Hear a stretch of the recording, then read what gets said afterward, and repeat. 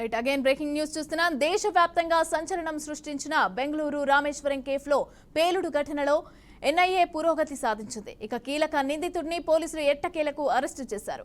Rameswaram కేఫ్లో bomb అమర్చి పరారీలో ఉన్న ఉగ్రవాది షాజిబ్ హుసేన్తో పాటుగా మరో నిందితుడిని కూడా ఎన్ఐఏ అరెస్టు చేసింది. పేలుడు తర్వాత హుసేన్ అస్సాం అలాగే పశ్చిమ బెంగాల్లో తలదాచుకున్నట్లుగా తెలుస్తోంది. షాజిబ్ హుసేన్ కేఫ్ ప్రాంగణంలో బాంబును అమర్చడంలో కీలకంగా వ్యవహరించాడు.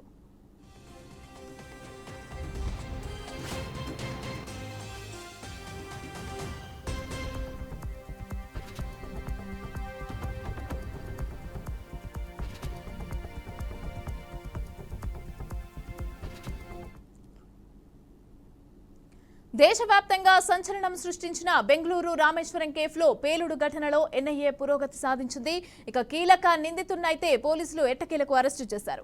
రామేశ్వరం కేఫ్లో బాంబు అమర్చి పరారీలో ఉన్న ఉగ్రవాది షాజిబ్ హుసేన్తో పాటుగా మరో నిందితుడిని కూడా ఎన్ఐఏ అరెస్టు చేసింది. పేలుడు తర్వాత హుసేన్ అస్సాం అలాగే పశ్చిమ బెంగాల్లో తలదాచుకున్నట్లుగా తెలుస్తోంది.